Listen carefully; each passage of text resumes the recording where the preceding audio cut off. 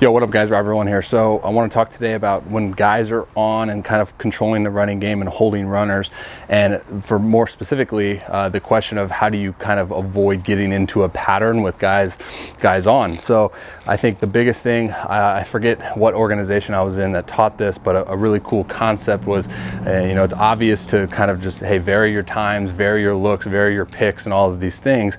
A really good concept that I was taught was like a letter system.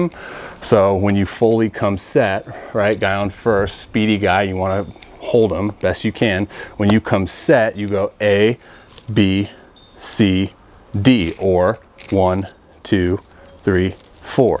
And I think a really good kind of way to hold yourself accountable in the sense of varying your looks and varying your times is to kind of go off that, right? So the biggest thing is you don't want to put a ton of mental attentiveness to the base runner, which is going to take away from the quality of your pitch. So the biggest teaching point that I have for you guys is to make sure that before you even come set, that you have a clear understanding of, is it pitch or pick? Right? So you can't come set and have a no understanding of, okay, am I going to pitch or am I going to pick, right? Like that has to be predetermined. So then all of your conviction and all of your emphasis is now on the particular task that you're going to accomplish. So for example, right, like I get the ball back from the catcher, I'm going back up onto the dirt, about to toe the rubber up, and I'm like, okay, this is the one, right? I'm going to pick on this one. I'm going to pick on this one. Go through the signs, maybe shake, do whatever, but then you're coming up. I know full-heartedly I'm going to pick on this one. Okay, set, A, B, C, D, go, boom, right? So you already know in your head what you're gonna do. So another example obviously is the pitch one, right? So you're like, all right, I'm gonna pitch on this one. I'm fully convicted 110% in the pitch, but I also have to do a good job of holding, right? So again, it's gonna be about the whole kind of, the whole at bat and the whole time that the guy's been on base, you know, what kind of times have you been on? So on this one, if I'm going to pitch, it's okay, I'm going to pitch, but I'm going to give a D hold, right? Or a 4 count hold. Okay, boom, here we go. Come set, full set. Okay, here we go. Boom, A, B, C, D. Now I'm pitching, go.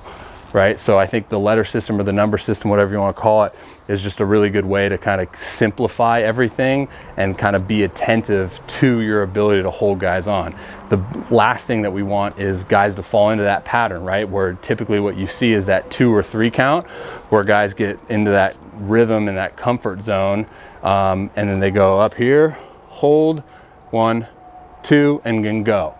Even bad base runners are going to time you up, and they see that pattern, they're gone, their jump is too good. Now you got a guy in scoring position and he's a knock away from getting you an Ernie, and that's what we're trying to avoid, right? So don't fall into a pattern.